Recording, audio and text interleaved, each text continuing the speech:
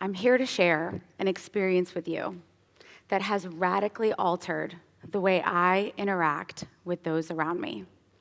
And I extend my hand today in an invitation for you to join. You see, there was a season of my life where I was completely surrounded by people, but I could confess to you that I was lonely. We live in a day and age where we're more digitally connected than we've ever been. We can FaceTime across oceans. We can scroll through thousands of lives in a matter of seconds, and yet in that same breath, feel unseen, unheard, and lonely. I didn't think that ever was going to be a problem for me. I've been called a social butterfly my entire life. I go to all the events, I smile at the pictures, I create the content, I curate the feed. Everything always looks perfect. But I found myself going home to an emptiness that no online validation could fill. I would crawl into bed and I was feeling overwhelmed, burnt out, and isolated. I personally believe that loneliness is quietly becoming an epidemic in our country. With the rise of technology and how exciting AI is, we're also seeing a rise in individualized isolation.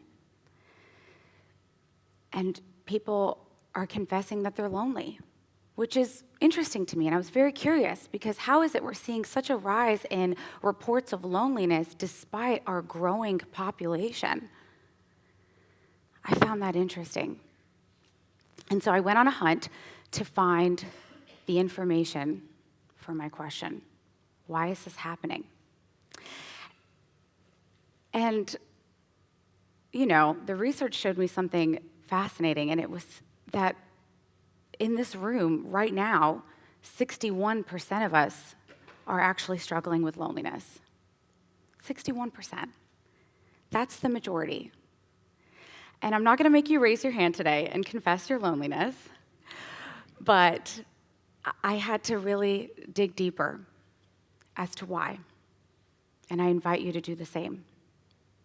Back in 2010, there was this psychologist. Her name is Dr. Julianne Holt-Lundstedt, and she led this groundbreaking study where she found, and this was pretty remarkable, that chronic isolation is as damaging to your health, can be as damaging to your health as smoking 15 cigarettes a day.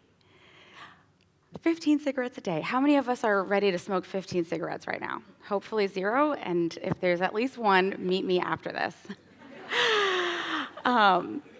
But that is pretty profound to me. And I'm not smoking 15 cigarettes a day, so why should I be worried?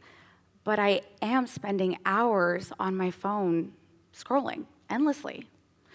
It's Instagram Reels and TikToks and Meta and Snapchat, and it's endless. There's a platform for everything. And if that wasn't convincing, here's something else that I found even crazier. There was a 10-year-long study conducted by the JAMA Internal Medicine, and that's the Journal of American Medical Association. And they found that people who reported loneliness had 3 times more likely the chance of developing dementia within the decade. And that is without a genetic risk. This is the part where we all go, that is incredible research and something that we can't let go lightly because isolation is something we're all going to experience. Now, digging even deeper. Okay, so what is causing the dementia? What's happening when we're isolated? And you see, chronic isolation and even short-term isolation, when we experience it, our minds and our body actually perceive that as a threat.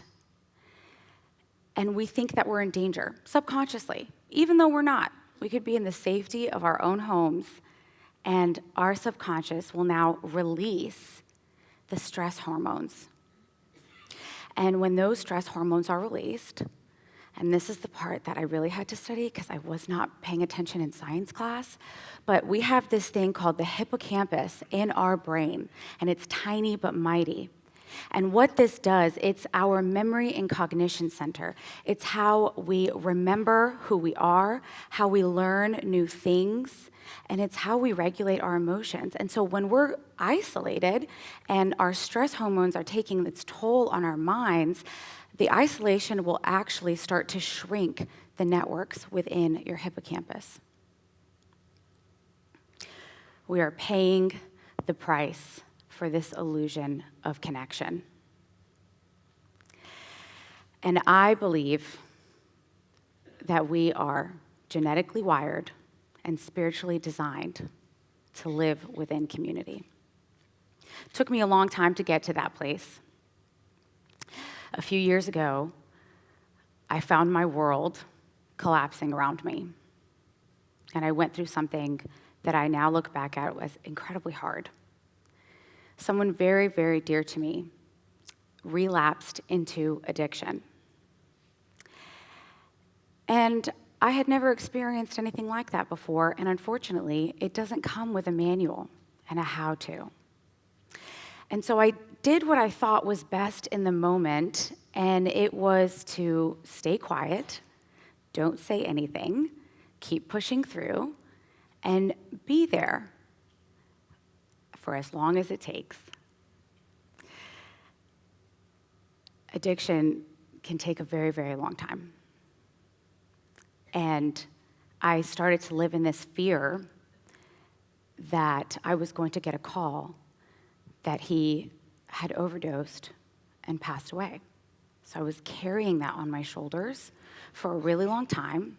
I didn't tell anybody, and I found myself a year later completely isolated from family and from friends and from anyone who would have been able to be there for me in that moment. My fears manifested into a reality. And in 2023, I got the call, and he had passed away. I didn't know how to process that kind of grief. I forgot really how to function and how to take care of myself. I didn't know even how to ask for help. I was beyond that point where I didn't even know how to ask for the help that I needed. And I prayed. And in that moment, I knew I needed a miracle, a pivot, something to shift me in a better direction. This is where I introduce to you what my faith calls agape love. I love agape love. And this word, translated from the ancient Greek, it means unconditional, sacrificial, never-ending love. It is love in the purest form. And it was something that I really wanted. I really wanted to experience that.